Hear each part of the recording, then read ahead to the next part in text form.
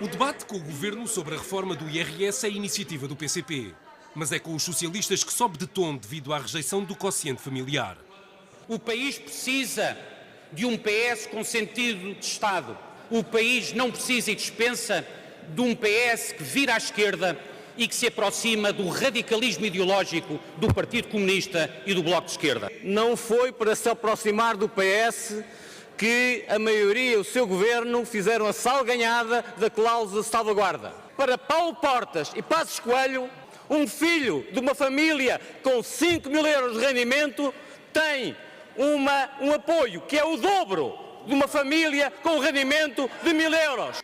É por isso o não dos socialistas à reforma do IRS, que também merece críticas do PCP. Aquilo que é decisivo nesta política fiscal do Governo não é o quociente familiar.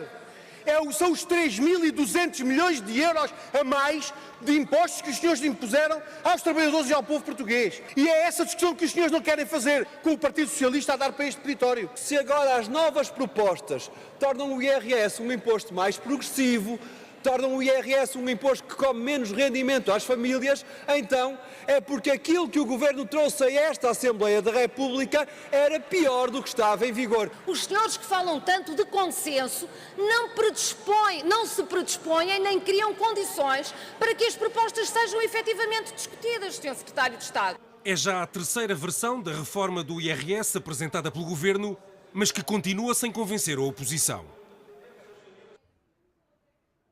Os deputados começaram a votar uma a uma as normas do novo IRS. Os trabalhos foram interrompidos e deveriam ter sido retomados esta tarde.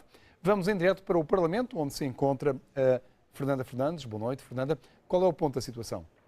Boa noite. Os trabalhos foram retomados com meia hora de atraso. Esta votação na especialidade tem que ficar concluída hoje, uma vez que ela será votada então amanhã em plenário. São diversos artigos, digamos que 200 páginas e há pouco ainda só iam na página 30 45 artigos analisados, mas o artigo mais polémico, que representa a grande divisão entre o PS e o PSD, é o artigo 78, portanto, dentro de pouco tempo saberemos se haverá cedências de parte a parte e se esta reforma do IRS será feita com consenso alargado ou será feita apenas com os votos da maioria. À entrada, os deputados do PS estavam com poucas esperanças que houvesse cedências, as posições estavam muito extremadas. De facto, para o PS, a maioria tem que deixar cair o quociente familiar, uma vez que um filho não pode ficar dependente dos rendimentos dos pais, sendo beneficiado, obviamente, aquele que terá os rendimentos, portanto, dos seus pais mais elevados.